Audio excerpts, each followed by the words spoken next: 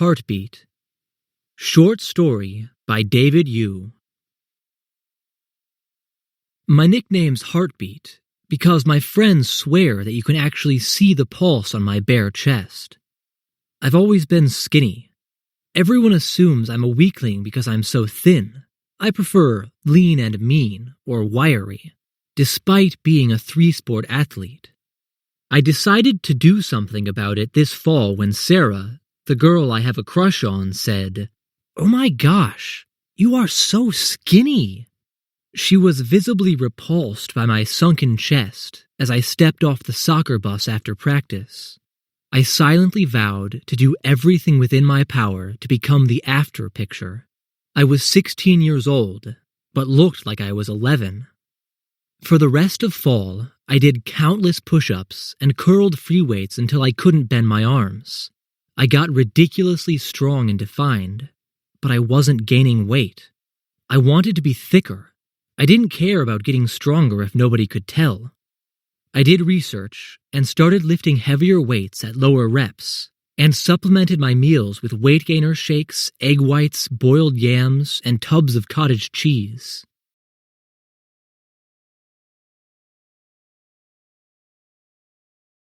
I forced myself to swallow the daily caloric intake equivalent of 3 overweight men, and still wasn't able to increase my mass. I have a ridiculously fast metabolism.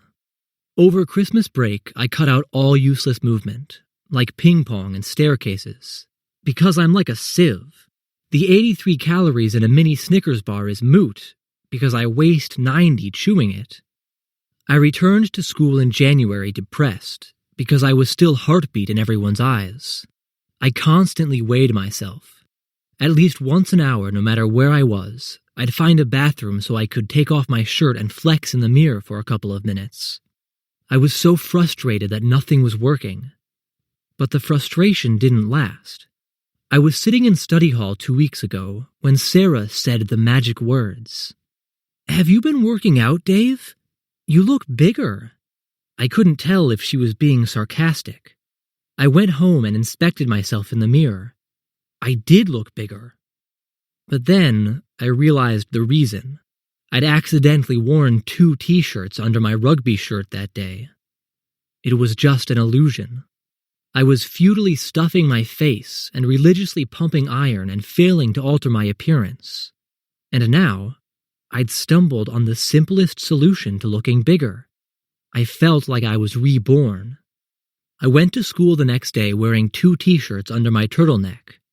I felt solid. By the end of last week, I was wearing 3 t-shirts under my rugby shirt.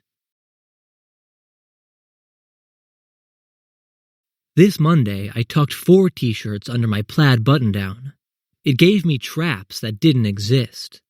My Q-tip-sized shoulders transformed into NBA grapefruit deltoids. I could tell my classmates subtly regarded me differently.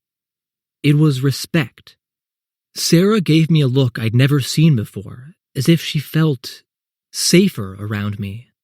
I was walking down the hallway at the end of the day and must have twisted awkwardly because suddenly my zipper literally exploded and all my t-shirts spilled out of my pants. Luckily, the hallway was empty and I was wearing a belt. I realized I had artificially outgrown my clothes. My button-downs were so tight that a few seconds after jamming the extra layers into my pants, the pressure would suddenly bunch the cloth up in random places, so it looked like I had a goiter on my shoulder or something. I complained to my parents over dinner last night. "I don't fit into anything anymore," I said. "It reflects poorly on you guys. You could get arrested." "What are you talking about? You look the same as always. You're still my little boy," my dad replied, putting me in a headlock and giving me a noogie. I glared at him. "I need a new ski jacket," I said. It was true. I could barely clap my hands with all the layers I was wearing. I was getting out of control at this point. The 4 t-shirts under my wool sweater were smushing my lungs together like a male girdle. It was a small price to pay. Nobody called me Heartbeat anymore, I reminded myself. After dinner, I went to a party. Even though it was winter, I opted to hang out on the back porch as much as possible, because it was so hot inside. Being indoors was like a sauna, but Sarah was in the basement, so I headed that way. We were talking, and she noticed that I was dripping with perspiration. "You're trembling," she said, touching my shoulder. She thought I was nervous talking to her, and probably thought it was cute. But in reality, I was on the verge of passing out because I was wearing 4 tight t-shirts and 2 long sleeves under my wool sweater, not to mention the sweatpants tucked into my tube socks, to add heft to my, formerly chicken legs, quads. She squeezed my biceps. "Geez, Dave, how many layers are you wearing?" I couldn't even feel her squeezing them. "I have to go," I said, excusing myself to another corner of the basement. Everyone was smushed together. It was so hot everyone except me was hanging out in t-shirts and tank tops. I was sopping and delirious and felt claustrophobic. My chest was cold because I had 4 drenched t-shirts underneath my sweater. It looked like I was breaking out with Ebola or something. When I coughed, people turned away from me in fear. "Abandon ship! Abandon ship!" I had no choice but to take some layers off. I lurched to the bathroom. My arms were ponderously heavy as I pulled off the sweater. Just lifting my arms exhausted me, and I had to stop midway and take a rest by sitting on the edge of the tub, gasping. I slowly peeled off the layers, one at a time.